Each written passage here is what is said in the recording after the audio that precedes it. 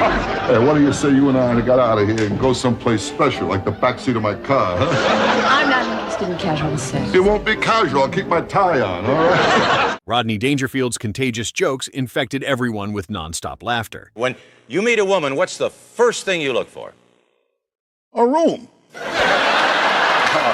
Today, you're about to see Rodney Dangerfield's funniest moments where no one could keep a straight face, crashing the Earth Day dating game. You know, I've been asked this same question hundreds and hundreds of times. What's the question? What is your ideal date? Oh, well, first I think it should be organically grown and in the right climate. No, bachelor number 3. We're talking ideal date here. When you meet a woman, what's the first thing you look for? A room.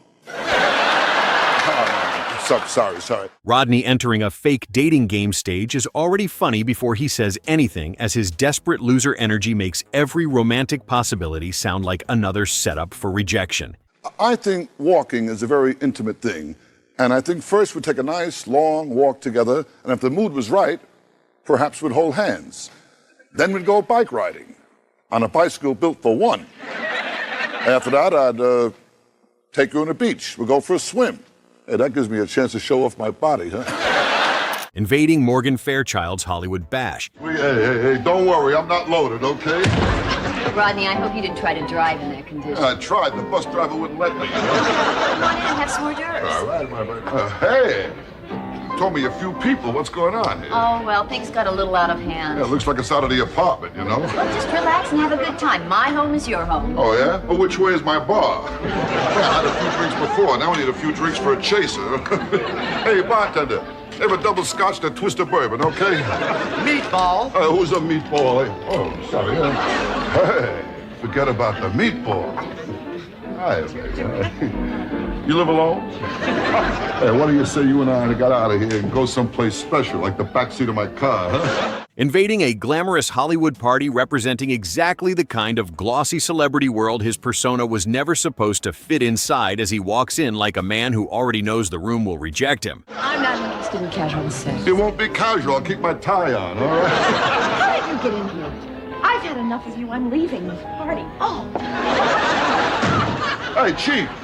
Hey, Chief, give someone else a break, will you? Hey, what's a high-class man like that doing with a low-class broad like you, huh? Winston, we're leaving. Come, Winifred. Hollywood Squares becomes Rodney's no-respect playground. True or false, the name Dangerfield comes from the English word meaning pasture.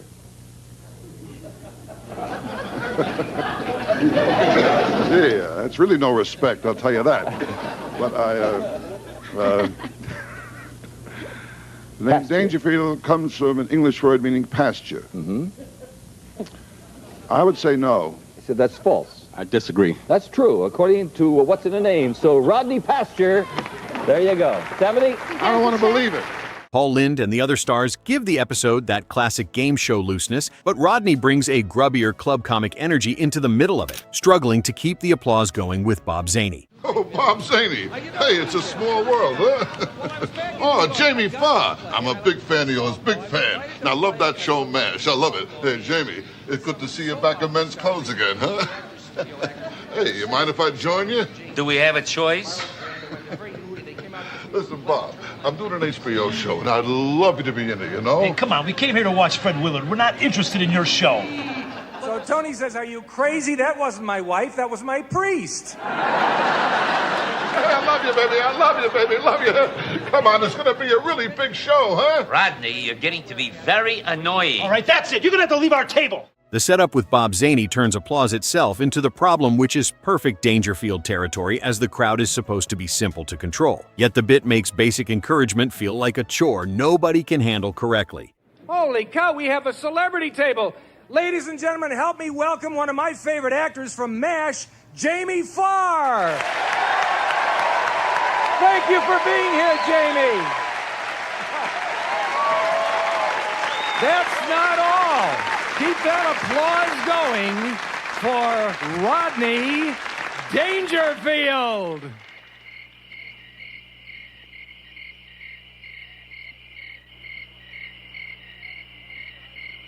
Dangerfield on stage with Mr. T. Hey, David Tyree. Fancy meeting you here, huh? Well, what a coincidence. It's not really a coincidence, David. I'm doing an HBO special, and I'd just love to have you in it. By the way, Mr. Tyree, if you like Mexican food, hey, I know a great place. David, can you hear me? I'll tell you, David, the show, it's going to be the biggest thing. Well, be the second biggest thing. I had lunch there today. I had refried beans, and those beans were so good.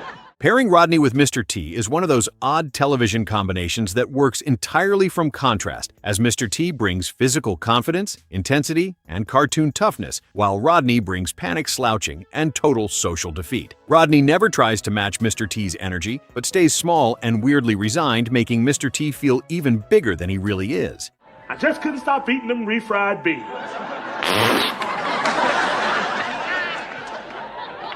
Just one more piece, and I'll be all set. Now I'll get that in. David Tyree, they told me you was here. I just had to come by and say hi. Hey, man, I love you. Matter of fact, everybody love you. You just keep taking care of yourself. We want you around for a long time. You're the best, baby. The best. Hey, Mr. T, Rodney Dangerfield. You're the worst, baby. The worst. Hey, David, I'll be at your show tonight. I can't wait. Hey, I'll be there, too. Maybe I'll see you there, huh? Yeah. Thanks for the warning. I pity the fool. Rodney's hilarious interview breaks everyone in the background. No, I was a good swimmer. I could swim good. And I played ball, whatever other kids do, but it wasn't generally great. Were you a class clown? No. I was very inhibited and more or less...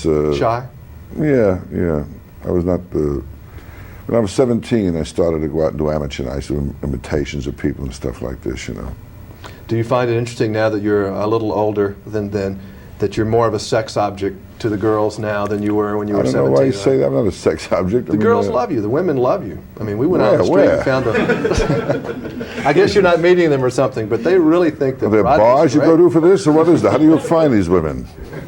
I mean, women come in and say, Rodney Dangerfield, my husband loves you. That's what I find. The 1986 interview works well as Rodney in reflective mode without losing any of the humor as he talks about himself, almost like he's analyzing another doomed character, which fits his entire career perfectly. He can be self-aware and still sound completely trapped inside the same no-respect universe, making the self-analysis funnier than if he'd simply defended himself. Rodney makes Joan Rivers and Alec Baldwin lose it. 22nd. All right, Rodney, in 1904, who won the Nobel Prize for his research with dogs? How do I know? Oh, I'll tell you, with me, I never had any luck with dogs, you know? I mean, I looked up my family tree. 2 dogs were using it.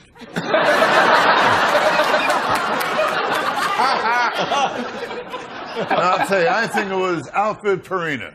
All right. This later Hollywood Squares appearance works in a completely different way from the 70s panel clip, as Rodney is older, but the rhythm still feels instantly recognizable the moment he gets a chance to speak. Phil for the block. Rodney for the block. His website, rodney.com. Rodney, where will you find a gun shop called Bloodbath and Beyond, a jewelry store called The Family Jewels, and an air conditioner store called It Blows? The Sopranos. I disagree. No, the Simpsons in the fictional town of Springfield. X gets the block there. Cindy? The Merman Rodney skit. How fat was she? She was so fat when she went swimming, she left a ring around her leg. I knew you like it, Tom. Merman Rodney is one of those visuals that sounds ridiculous before the clip even starts, as putting him in a fantasy costume instantly clashes with the grumpy street-level persona everyone knows from 30 years of nightclub appearances. I think I've reached the age where I've got to go out on my own. It's nothing personal. The time has come for me to find a mate. The joke is not just that he looks absurd, but that he still sounds like the exact same miserable guy underneath the costume, as if the costume has no transformative power whatsoever when the personality wearing it is this completely unshakable.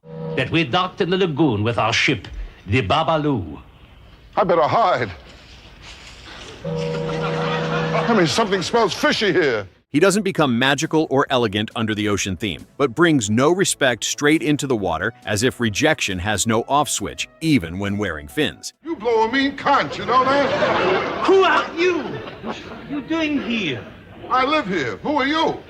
I am Jacques Cousteau, world-famous oceanographer. That contrast makes the sketch feel like a live-action cartoon built entirely around his persona, with the costume doing the first punchline, and Rodney's delivery keeping it from becoming only a sight gag dependent on the visual. Dangerfield gets pulled over by Jamie Foxx. Wait a minute, man! It's Rodney Dangerfield! Yo, man, what the hell you doing here? I just moved in the neighborhood. What a neighborhood. Well, this morning I saw a guy rotate his tires from my car to his. Then they gave a guy a 21-gun salute in his back. What a neighborhood. My apartment, nothing but robberies. Every time I close a window, I hit somebody's hands. Well, this afternoon there was a knock on my front door. I figured I'd play it safe. I opened a peephole. A guy reached in and... Dropping into in living color gives the sketch a weird generational collision that makes it stand out from every other celebrity cameo the show attempted, as Jamie Foxx brings the faster sketch comedy energy of a younger comedy generation while Rodney stays completely locked into his old-school defeated persona without making any adjustment for the different format or audience. What a neighborhood. My apartment, nothing but robberies. Every time I close a window, I hit somebody's hands. Well, this afternoon there was a knock on my front door. I figured I'd play it safe. I opened a peephole. A guy reached in and grabbed me. With both hands. What the hell is going on, man? It's that new gang, the Pitbulls. The Pitbulls, man. We need to get out of here, man. All right, come on, Rodney, let's go. Oh, what are you going to do? Put me in jail? No, we're going to take you home to your wife. Hey, do me a favor, will you? Put me in jail. No, now come on, Rodney, let's go. Come on. Oh, please, you never saw my wife. I took her to a dog show. She won. Will you? The contrast works immediately, as Rodney sounds like he wandered into the wrong decade and still managed to lose everything he came in with, making the time displacement feel like another form of his standard no-respect setup. Come on, no, will you? My wife, I can't make my wife, will you? And man, she's fat, too, and I mean fat. Want to have sex with her, you got to slap her thigh and ride the wave in. I mean... All right, come on, Rodney, get in the car, get in the car. I tell you. This is the story of my life. No respect. I don't get no respect at all. You get nothing, no respect at all. All right, come on, Rodney. Come on. Well, I called up AT&T. They won't take me back. All right, come on, let's go.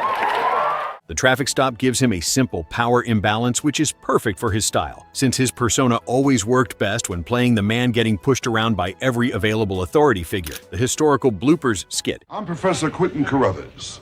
As those of you who are faithful to our show already know, the pages of history are filled with amusing items.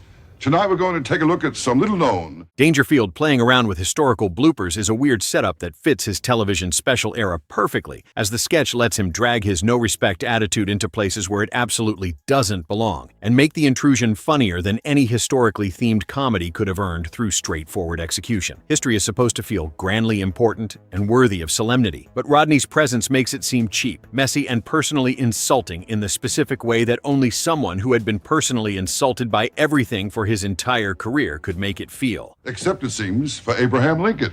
This is funny, awfully funny. Funny, hysterical, funny. You'll kiss your mother-in-law. Funny stuff. I'm telling you, watch this. The comedy comes from watching serious imagery get punctured by his sweaty little complaints as he brings nightclub comic instincts into a produced television sketch and keeps the tone from ever getting too clean or too polished. This is funny stuff. You'll scream. You'll take a shower alone and enjoy it. Let's watch this priceless piece of America. He sells every absurd beat like history itself has been disappointing him personally for years, making the sketch feel less like a comedy parody of historical footage and more like a genuine grievance against the entire concept of significance. The mid-80s variety's special flexibility gives the sketch a quality that feels genuinely strange in an enjoyable way, as the concept is completely silly, but the performer makes every beat land through sheer commitment to his own specific misery. Dangerfield's face throughout the segment carries that specific expression he used for decades, which is a man who expected to be mistreated and finds the confirmation of his expectations both exhausting and entirely unsurprising. The historical setting amplifies his no-respect persona, since history by definition is a record of people who were respected enough to be remembered, and Rodney's presence inside that record makes the comedy land on multiple levels simultaneously. His ability to make the sketch feel like a personal visit from someone the universe specifically specifically chose to exclude from every honor makes the audience laugh at the comedy and at the specific truth underneath it. The segment works as a perfect final entry, since it shows Rodney doing what he did in every format across 4 decades, which is finding the one angle that confirms nobody was ever going to give him a break, not even in settings that had been dead for centuries before he arrived to complain about them. Rodney Dangerfield created unforgettable comedy moments that made everyone around him forget how to keep a straight face, and reminded audiences everywhere why he became one of the most beloved entertainers in television history. Without his unique no respect, genius these appearances would have been ordinary television moments instead of the classic clips fans still watch and share decades later. Which Rodney Dangerfield moment made you laugh the hardest? Let us know in the comments, and also be sure to subscribe to the channel for more funny classic moments like these.